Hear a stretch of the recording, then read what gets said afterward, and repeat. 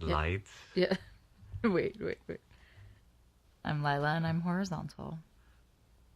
I'm Zed and I'm horizontal with Lila. Lights, camera. Lights, camera, horizontal. Sex positive culture. It's my body to give. Are threesome gifts a thing? Taking a breath. I like your bed. Horizontal. Horizontal. This is Horizontal with Lila. And we've been meaning to do this for a very long time. We kept scheduling it and sliding it and scheduling it and sliding it. But here we are. Yeah. In Owen's basement. which is a recording studio, which is pretty incredible. And it seems like it's made for my podcast because it has a bed that's ostensibly for the in-laws, but really it's clearly for my podcast. Welcome to Horizontal, the podcast about intimacy that's entirely recorded while lying down with me, Lila. You get to eavesdrop on our pillow talk about sex, love, and relationships of all kinds. This introduction was recorded in Baltimore, Maryland, because throughout the month of October, Horizontal does America. It's just me, a Honda Civic, and a backpack full of recording equipment, circling the United States together. And you can be a part of happening it. Patreon.com is a platform for crowdsourcing patronage, whereas in the olden days, an artist survived on the support of one single patron. Now, you can support the Horizontal Arts with a monthly contribution of any amount whatsoever from $1 a month on up. Rewards include handwritten postcards, tickets to the Horizontal Storytelling live show, behind-the-scenes videos and sensual photos, and having an episode curated to your chosen theme, amongst other perks. Go to patreon.com/horizontal with Lila. That's Patreon/horizontal with Lila. I'm just a few dollars away from filming a video of the elaborate happy dance I do every time I get a word of a new patron. This month I'll use your support for gasoline, the recording equipment I just bought, and horizontal storytelling, where the quickies are recorded. You can get horizontal photos. I aim to take one in every city, video postcards, and missives from the road by signing up for the mailing list at horizontalwithlila.com. Also, check out the website if there are vocabulary words we use that you don't know yet, because it has a glossary. Horizontal's cross-country tour was sponsored in part by Lucid Studios, a New York-based production company. They're meticulous and passionate people, and they truly care about how your work affects an audience. Find them on lucidstudiosnyc.com, not NY as I said last week. Oops. In this episode, I lie down with my housemate, Zed. He's a sound engineer who works mainly on musicals, and before he moved into the house, he worked on Broadway touring shows for 7 years. Our relationship has been fraught in the past, especially during the early months of living together, which we share about in the second half of our episode. Our respect for each other has grown, though. Zed's motto is, always leave it better than you found it. He often lives up to that. And honestly, without Zed's generosity, this podcast would probably not exist, as up until 2 weeks ago, I was borrowing my sound equipment from him. He is fiercely dedicated to his work and our home, Hacienda Villa, a sex-positive intentional community in Bushwick, Brooklyn. To record this with me was a great act of bravery on his part, and I hope you feel that. In the first half of our episode, we talk about the sex table, the poly house, outsiderness, and being a sex-positive germophobe. Come on. Come lie down with us. Yeah, the in-laws was just A ruse. Yeah. A cover story. Zed, how did you come to be my housemate? Oh, that's a good tale. So, elementary school, I remember always having multiple crushes and feeling really annoyed that I had to only pick one at a time. I just did what I was supposed to do and would be interested in one young lady, and that would be, or I should say, pursue only one at a time. And then when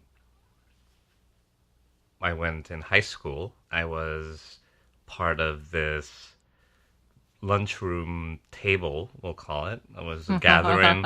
it was a gathering every lunch period of what we dubbed the sex table. Oh, really? Yeah. And we just talked about sex stuff all the time, just like that was our thing. And the school I went to, like, we had a lot of, how can I put this? We had a lot of smart people. So everyone was we had a very wide range of students and expressions. And one of the things I came across conceptually was an open relationship. And I thought, wow, this is great. Like, Wow, you heard about that in high school? yeah, Who knew about that? it came up on discussion on the sex table, like, this structure of telling the truth and, like, being in a relationship and seeing other people. And from what I figured out, for me, the structure I wanted was a relationship based on communication and truth. So I just really want to know how the denizens of the sex table knew about open relationships. So this is what year is this? Oh, this is towards the end. This is towards, like, my senior year. So by then I was 2000 or 1990 something? yeah, late 90s. So I think I could actually trace it back to one young lady. Her name was Catherine, and she was dating a guy and a girl at the same time. And I was so curious and so turned on by the whole thing. And it was something I wanted for myself, like this limitless expression of love and sexuality. Like, that's what I wanted.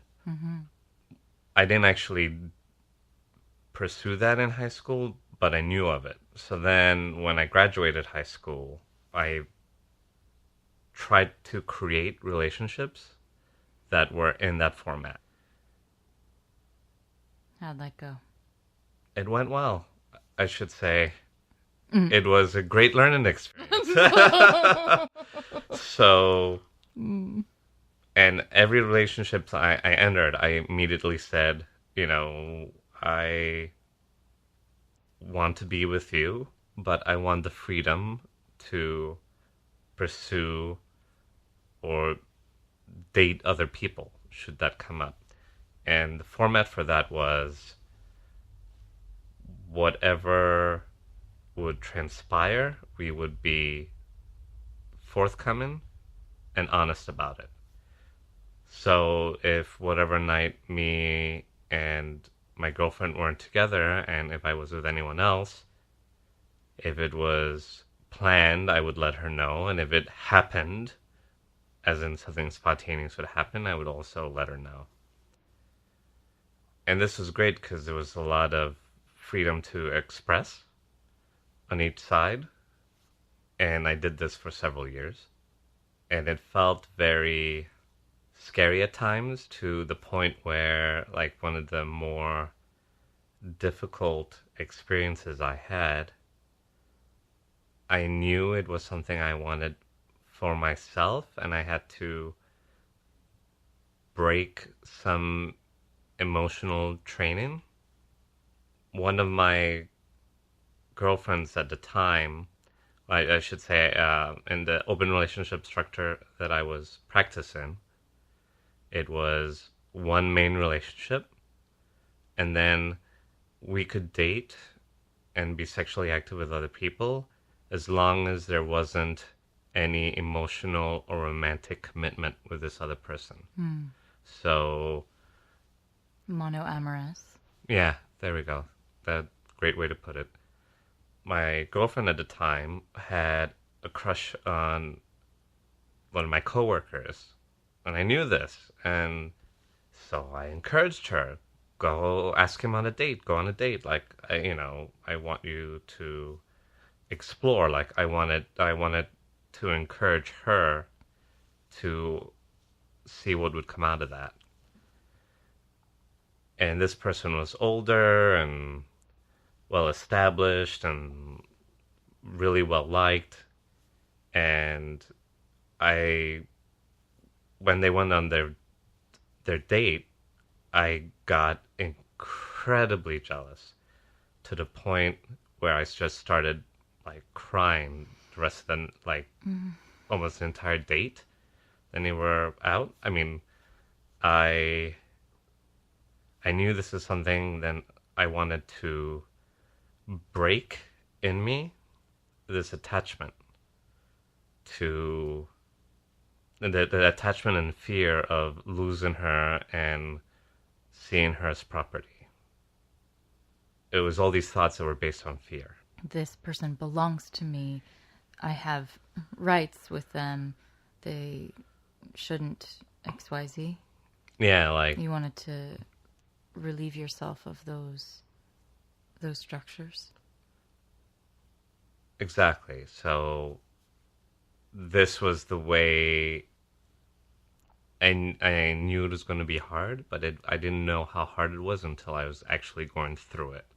Because here's a person I could actually lose one of the best loves of my life. I could see me losing her to this person.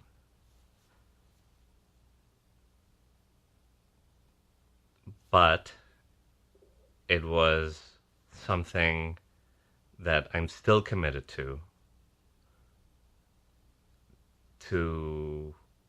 have freedom in my relationships and to have those around me to have the same freedom. What makes the freedom so vital for you? To allow myself and others to be expressed and reach their full potential. So if you don't have that freedom and offer that freedom, you feel you would not be able to reach your full potential. Exactly. So it was also within this relationship that I met someone else who I felt very strongly for. But within the guidelines of our relationship, I could not be romantically involved with someone else. Right. So I asked her, I said, I met someone. I really want to pursue this person, but I can't because of our guidelines. Would you consider allowing me to pursue this other relationship? She said no. And that was kind of the end. That was the death knell for your relationship. Yeah. That was when I realized I don't see myself spending my lifetime with this person. And it was something I was in denial for about 3 months after that. And the end was, it was hard. We were fighting a lot. It was, what did they call it? The death swoon song, what is it? Oh, the death rattle? Or a swan song? Yeah, just the way it, like, that was the point. We were. It was the end, but it was still going. It was still going. I feel a little bit of that now in my own life. Yeah. It's this familiarity, being with this person, this amazing person who has done no, in my case, no specific wrong, no malicious intent, no, like, a lot of my previous relationships, there was a clear maliciousness. Violation. Yeah, some kind of maliciousness or violation that it was easy to walk, in that sense, it was easy to walk away. It was justifiably just walk away. This Well, person would do this heinous thing. when in your heart you can say, fuck you, I don't deserve this, get the fuck out of my life, that is the easy way, right? It's so much harder to say, how do I take the love I have for this person and continue to love them, but in a different way, and watch them, allow them to find what's better for them. That's hard work. That's hard work. Yeah, exactly. And this is, to this day, we're good friends to the point where we can talk about anything. We share Hulu and Netflix accounts. That's an indicator for sure. Yeah, I still consider Can her. I still have your HBO Go? I still consider her family. Her family has my Netflix account, and I don't see myself ever saying, "Well, like, this person is a member of my family for life." And we needed to go through this transition. We needed to end the relationship. in one form, so it could maybe renew in another form, or transmute, maybe. Yeah. And it was in discussing this, the end of this relationship, then, like 6 months after that, I talked to, we'll call her Ray. I talked to Ray about my ex, and she went, during a conversation, she went, "Oh my God, I think you're poly." And I had no idea what that was at the time.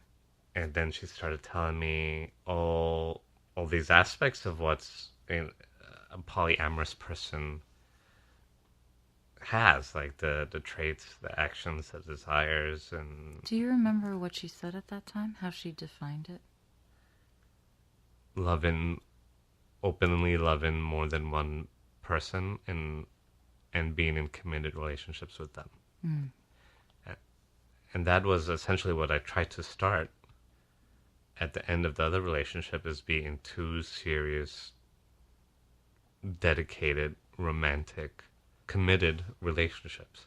Right. And when she described that, I was like, that's exactly what I want. I want that.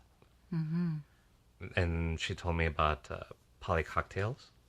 And I went there with what was supposed to be with her and her husband. And in the end, she got sick that night. And she called me and said she couldn't make it. And my usual MO would be, "Oh, you're not going? I'm not going to go. I don't know anyone there. Why am I going to go?" And I went anyway, with her encouragement. She told me then I will definitely meet some amazing people there. I should go and talk to people, find out if it's what I want. I went in. The place was crowded and bustling, and I just wanted to be a wallflower. And I tried really hard to be a wallflower, and this young lady named Ayelet must have smelled fresh blood on me or something, because she just jumped right towards me and said, "You're new," and I'm like, How How can you tell? How can you tell? Like, she's Am I discovered wearing a me. sign? Like, she discovered me. I'm out. Oh no!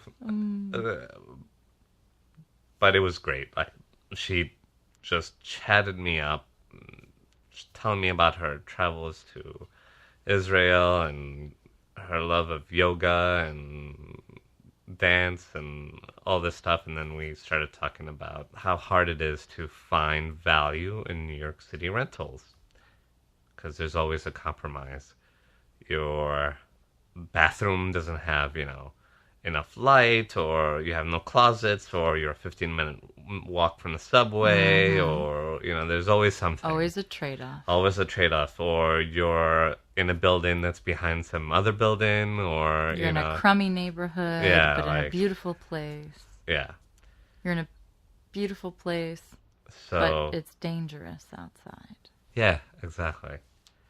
And at the time, I was actually trying to start an art commune with me and some friends. And every time, we started out with like 8 people.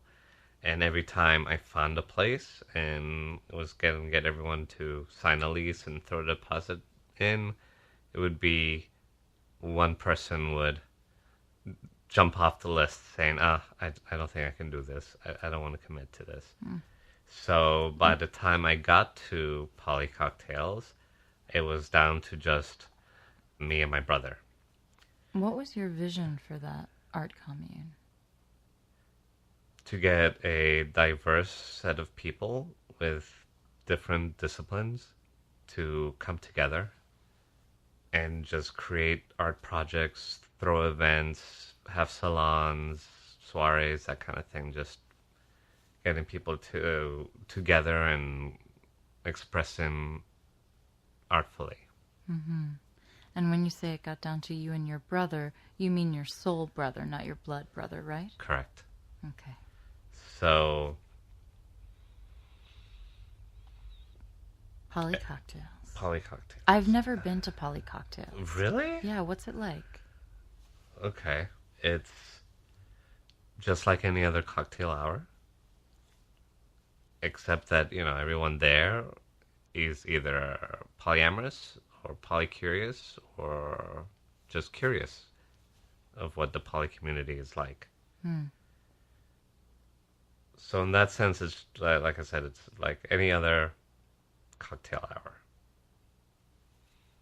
You walk in and there's a bunch of people and there's a bar and loungy seats and that's it. It could be anywhere. Is it a nice setting? Yeah, it's a lovely setting. Is it on a rooftop? Yes. Lots of air and sky and all these trees. They have a lot of, not trees, they have a lot of plants all over the place. So it kind of looks like you're in somewhere tropical. And you're in a New York City rooftop, which is great. And then she tells me about this intentional community, a poly house, I think is what she described it as, going up in Bushwick. And she then introduced me to the realtor who is doing this project, this intentional community, Leon Feingold. And then he starts, describing it to me and asking about what I do, and he convinces me to go take a look. In my mind, I have no intention of living with a bunch of strangers. Right. You wanted to curate your community. Exactly. So, Which makes sense to me about you, knowing you. yeah, exactly. So I went in to this tour he wanted to give me, and of course it was a gloomy, super rainy day. I'm kind of soaked. We walk in, the place is very much under construction, and then I meet the third floor is the only floor that's I shouldn't say only the third floor, but the third floor is almost full at this point, and second floor only has one tenant, and the rest of the building is being got renovated. My first impression was to be guarded, since I had a lot of judgment going on, actually. What were they? Me too. It was, well, if these people are poly, that means they're promiscuous. And if they're promiscuous, they're probably unsafe and reckless about their sexuality and sexual expression. Yeah. And I'm a germphobe as it is. So when I went in, I was a little bit worried about my interaction with them.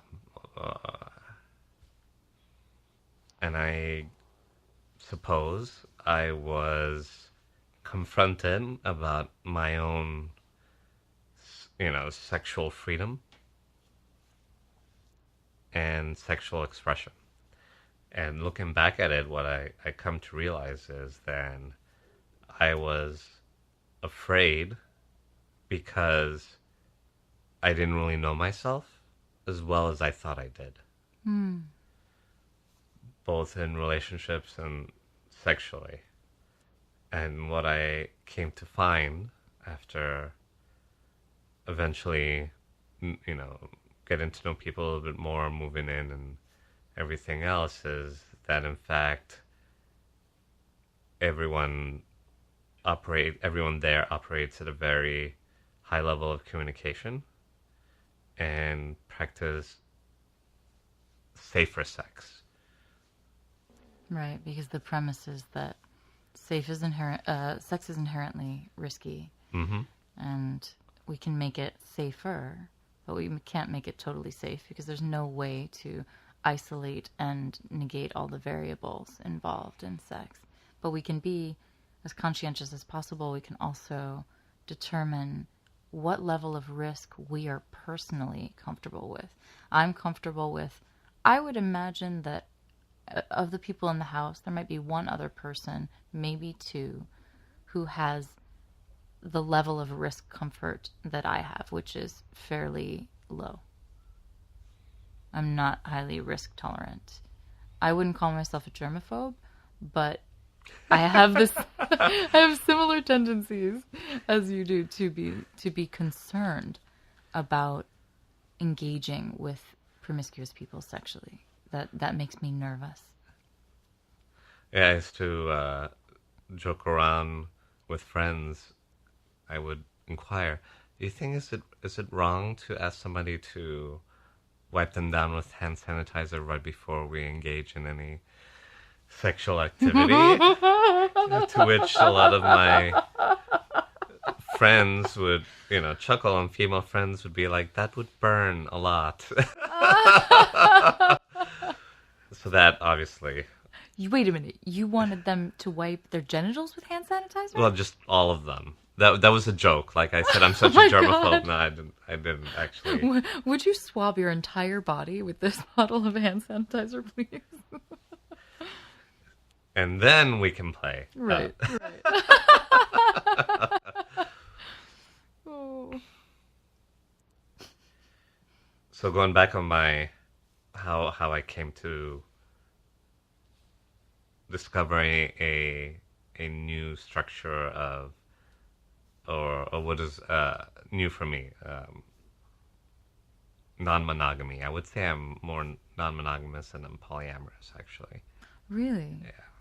Because the definition, as I understand it, of polyamory is having or wanting to have more than one loving, committed relationship, which from everything you've said so far and everything that I know about you, having been your roommate for almost 3 years, that is what you want. Am I misguided? It's what I want, but I wouldn't call myself polyamorous until I can actually succeed in it. I desire polyamory, but I'm not actually, I wouldn't say I'm practicing. I wouldn't say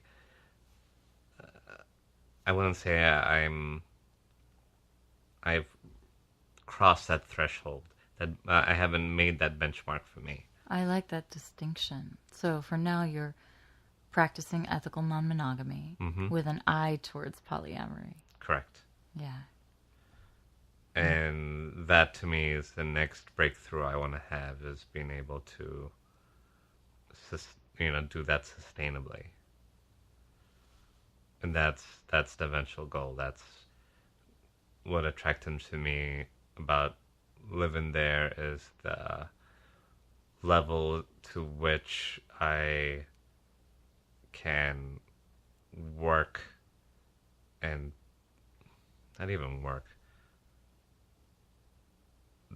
be in relationships fully and generously. And that's, sorry? Go ahead. I was going to say with, generously, and I mean emotionally, affectionately, just all of me. Like I can, practice that and be guided to that. And that's what attracts me so much about the polyamory community, is this strive, or I should say not even strive, this core value that love is infinite. Which you have tattooed. Twice over. On both of your wrists. Mm-hmm. On the soft, tender part of the wrist, too. Yeah. When or how did your perception about the people who live at the villa change? Did it change during your interview? During my interview, Kenneth dispelled some myths or some preconceptions that I had. For instance, in my interview, he said, "We don't sleep with each other here." And I was immediately, 75% of my concern was relieved. Because I was thinking, this is going to be like the real world, the sex house. Oh, that's what I thought too. Oh, that's what I didn't want. And that sounded terrible and dangerous and so opposite of what I seek in a home. Mm-hmm. So uncomfortable and volatile. And when he said, yeah, we don't sleep with each other, and this is a sex-positive, intentional community. Not everyone who lives here is polyamorous. We support everybody's right to make their own choices and to change their choices. I thought, oh, wow, this is the place for me, actually. And when I left my interview, I felt certain. This is my home. This is my new home. But it's actually because of Kenneth and Leon that I was able to live in the house. I didn't need a place. And then when I did need a place, the inexpensive rooms were already rented. And I couldn't afford the next level up. I couldn't afford to live in one of the front rooms. Mm-hmm. And there was Chris living in the room that I wound up living in now. He wasn't very set up. He had a mattress on the floor and he had a clothing rack in front of the window, and that was it. That's all that was in there. And he said he had been considering maybe moving to this other room at the time when they were talking about connecting the two rooms next to each other, one as an office and one as a living space. And I looked at that office space, which later wound up being Elaine's room, and I walked in and I started to cry because it was so dark and only had that little skylight. Mm-hmm. And I wanted to live in this house so much. And I turned to him and I said, I can't live in this room. I won't be able to manage. I would be so depressed without a window. And I looked at the other rooms and looked at Chris's room, and I said, I could afford that, but Chris is already living there. And Kenneth wrote to me afterwards, maybe just a few hours after, and said, "Is the only thing stopping you from moving in the money?" And I said, "Yes." And he said, "Let me see what I can do." And I thought it was Christopher who gave up his room to move into a more expensive room so that I could move in. And it was Kenneth who said, "You should do this." He told me recently that he said, you should move into the other room so that we can have her in the house. And then they made space for me so that I was able to live here. And I also couldn't afford the first month, last month, security and broker's fee all at once. Mm-hmm. And Leon says, it's okay, you can pay in installments. And that is something that totally surprised me about him, because I had a perception of him and that was not the most kind, I would say. And he did this great act of kindness for me so that I could move in. And it took me some time to pay it. Of course, I paid it, but it took me some time. And actually, by the time I was able to pay him, he had forgotten. And it was at a time he really needed the cash.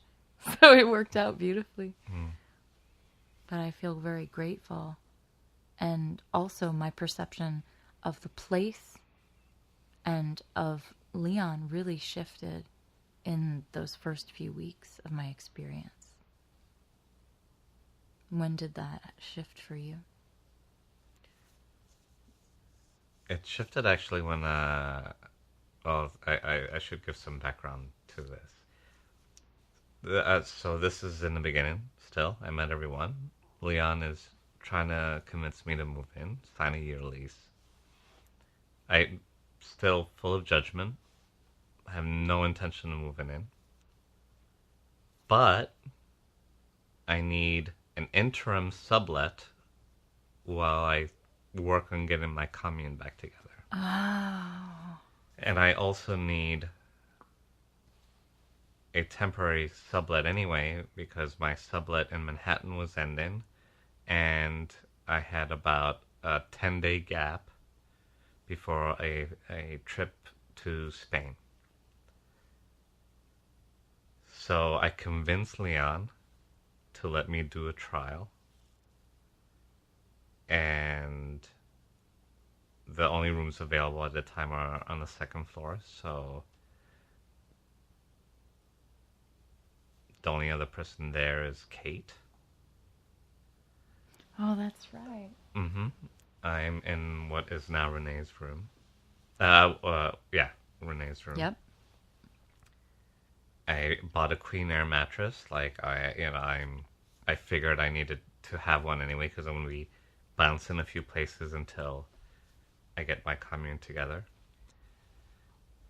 And it was in that 10-day period then Kate dispelled every fear, every judgment, every preconception I had about the house and the community and polyamory and everything, every fear I had. And it was through her generosity with her time to just sit down and talk to me, and actually Kenneth's generosity as well. He gave me what is my room now is his room. And for me, the limit of moving in, once I decided, it's like, yeah, I want to live here. I want to explore. Explore polyamory. The thing that was holding me back was the room that I was in during my trial period was too loud because of the Train. the train noises and everything. So he knew that was my limitation, that I needed a quiet room. So his room was really quiet, so he offered me his, so I took his. And then that was it. What was Kate that was so different from what you had imagined? Kate was, or rather I should say is, this beautiful, intelligent, kind of sexy, nerdy librarian vibe to her. Yeah. So in that sense, she normalized it for me. Like it was so natural to her. And she just seemed so happy with her love, with her relationships. And I knew that's what I wanted. I definitely saw what I'm aiming for in her. Mm-hmm. I believe at the time she had 3 significant others. Or I should say 3 Partners. partners. And she was managing really well with that. She was going for her, I believe, her graduate degree at the time, and she was able to excel in that and excel in these three relationships. Yes, how did she manage? Really amazing levels of communication, which is something I also wanted. Aspire to? Just how candid she was and how authentic she was with all her partners. And in a lot of ways, she made it seem so effortless. With a lot of work, she made it seem effortless. Yeah, I know, but the way she was talking about it was just so easy. Maybe that's what it sounds like when somebody's really found the system that's right for them. The work doesn't feel like work, maybe, if it's right for you. Exactly. And you found the people that are attuned to that. Mm-hmm. What was your household like growing up? What was your parents' relationship like?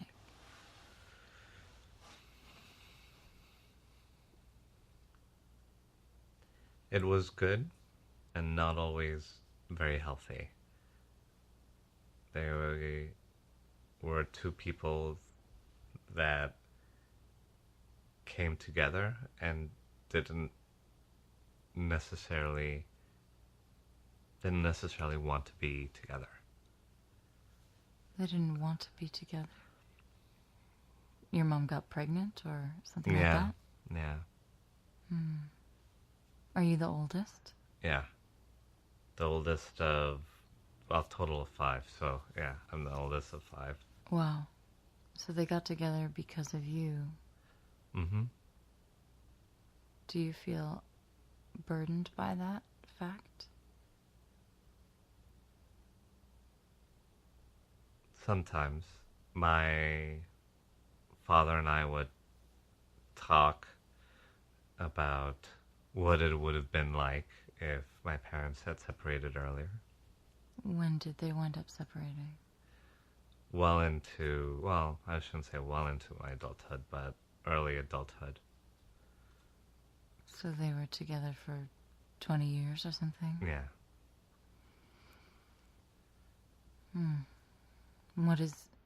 What do you imagine about that, if they had separated when you were a baby or something? I don't necessarily think it would. I mean, it would just be pure speculation. Of course. I don't know. I don't know if it would have been better or not. But in a lot of ways, we end up inheriting emotional states from our parents or grandparents. Whatever we're around growing up, we end up inheriting that emotional state. In one way or another. Yeah. How do you feel that happened with you? For me, the way I handled the emotional discord in my house was by being guarded. I was guarded with myself and with others, so I wasn't as aware of my state, and that's the way I coped it. I basically numbed myself out.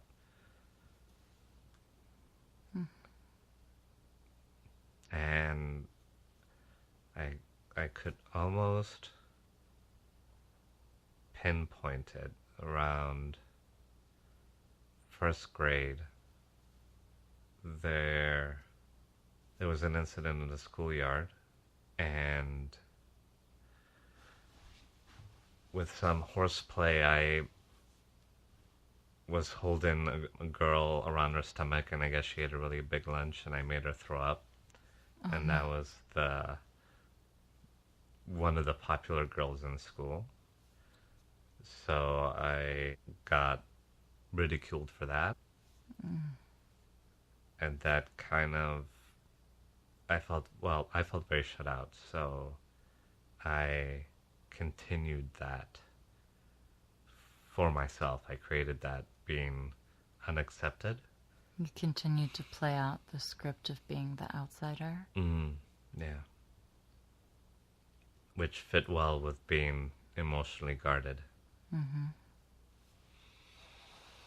think that the way, or one thing I think of now about my parents is that I told Renee this as well. I think my mother was always trying to get more attention from my father than he was willing to give or had to offer her. And he would often come home from work, and he was a child psychologist in the New York City school system. So you can imagine it was a draining job. And he was talking to people all day. And he would come home, and my mom says that he would go straight to the garage into his wood shop and work there. And I think she was lonely. She was an immigrant. She had emigrated to be with him from Brazil. On Long Island, I think she was very much the outsider. She did not have there weren't other Brazilians around. She didn't have many friends. She had some. It took time to make them. She made friends with some neighbors. She was always very gregarious and colorful and vibrant, but I think that made her even more of an outsider in this suburban kind of, I think, very probably closed-minded mother society. Maybe a soccer mom kind of society. And now I imagine her loneliness, that she would be waiting for my father, and he would come home and he would go into his carpentry. And she just wanted affection and attention, and she was millions of miles away from her family, and she had a lot of friends when she was young in Brazil. She was the class clown. She had very, very close friends, my godfather, my godmother, an extended series of family. She was close with her family. And she left all of that to be here, and she was by herself. And for the first several years, she really struggled with the language because she didn't even speak English when she came. So I imagine her isolation and also her strength. I can see how, from both sides, it was such a strain for them. Her feeling so lonely and isolated and wanting his attention, and him feeling so drained and exhausted and needing to recharge alone, as I do. I think I get that from him. And it's hard for my mother to understand in me, but I think I've finally explained it to her that I can't be with someone for many, many, many hours. I need a break. I need some time for myself. And I think when my parents divorced when I was 12 and I moved with my mom to Florida, my mom tried to put me in that place as the person to give her attention and what she needed. Even though she had a series of boyfriends. When she had a boyfriend, it was a little bit better because she got attention from the boyfriend.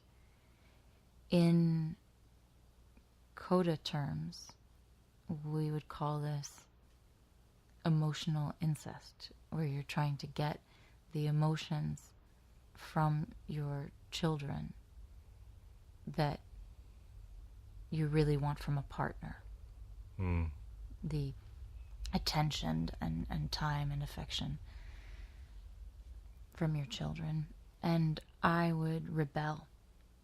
And I became, with her, very nasty. Because I was trying to protect my space, my personal space. And she would become angry when I wanted to spend time with my friends. Oh, you just want to go out with your friends.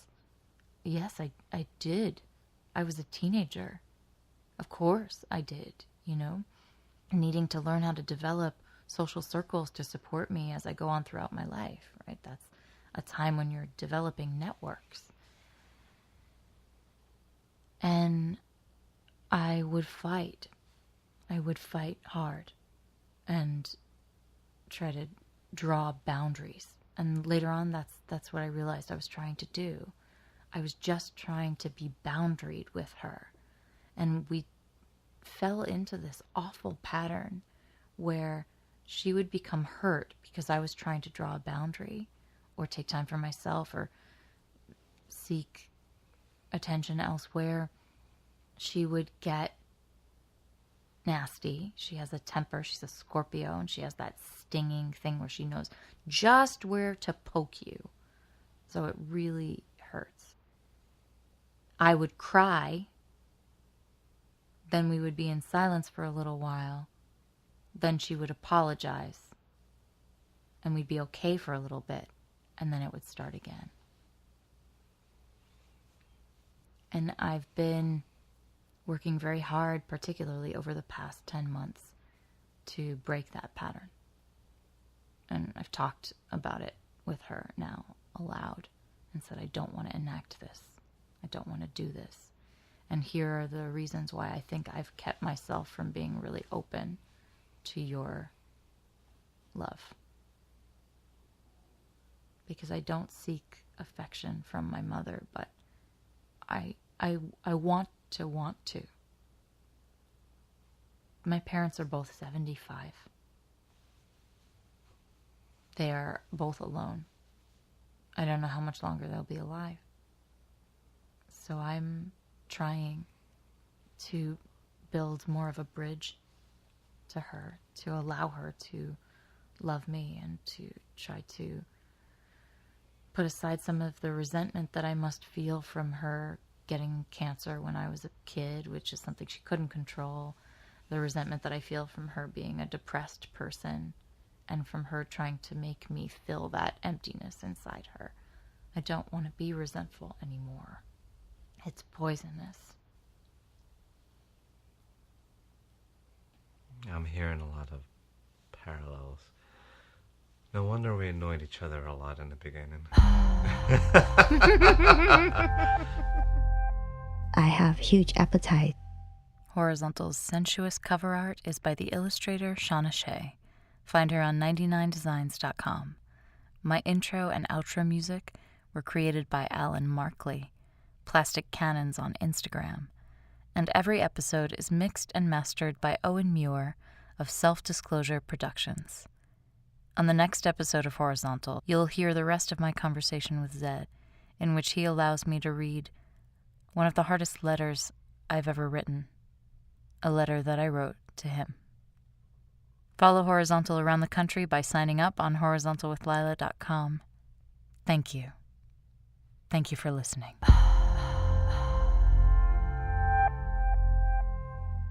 Yesterday when I recorded, I hadn't eaten breakfast, and so my tummy rumbled throughout. So it's okay. If it happens, it's okay. We'll just blame the subway.